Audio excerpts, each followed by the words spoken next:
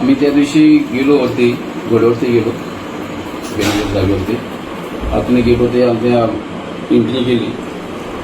Entry केली आतमध्ये 3-4 मिनिटं आम्ही आतमध्ये गेल्यानंतर लगेच पाठीमागून आवाज यायला लागला.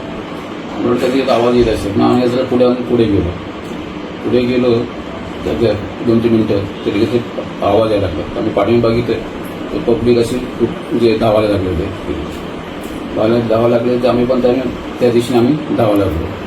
बाहेर जायला पुढचा मार्ग नव्हता, तर टाकीचं कंपाऊंड होतं. जाऊन पब्लिक सगळी तिथे काही झोपलेली होती, काही बसली होती.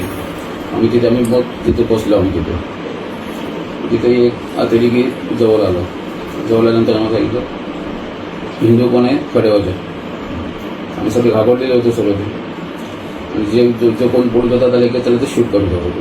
प्रत्यक्ष बघितलं आम्ही सगळे घाबरलेलो होतो. मग त्याने आपलं ते कोण हिंदू कोण आहे कडेवाले कोणत्या एक करत नव्हते.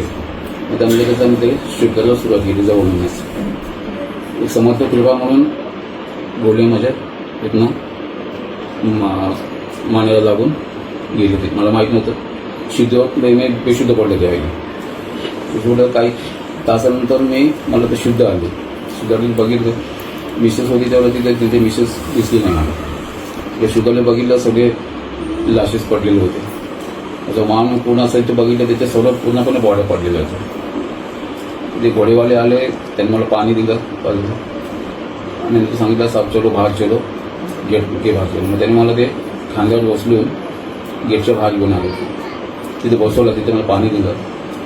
काही मिनिटांमध्ये बाईक आले त्यांच्या ते बाईकवरती मला मध्ये बसवलं, पकडा सांगितलं, खाली घेऊन आले ते. लगेच आर्मीवाल्यांनी मला ते पट्टी केली. लगेच हॉस्पिटलमध्ये घेऊन गेले. तिथे मला ते हे केलं आणि ॲम्ब्युलन्समध्ये बसवलं. ॲम्ब्युलन्स बसवलं तेव्हा मिसेस ॲम्ब्युलन्समध्ये मला दिसली तिथे. तिथं मला ते हेलिकॉप्टर घेऊन पडलं. ॲम्ब्युलन्समध्ये तिकडे गेले. हेलिकॉप्टरमध्ये बसवलं. आर्मीचं मोठं हॉस्पिटल आहे तिथे घेऊन गेले. लगेच चटका ते मला ते उपचार करून त्याही मला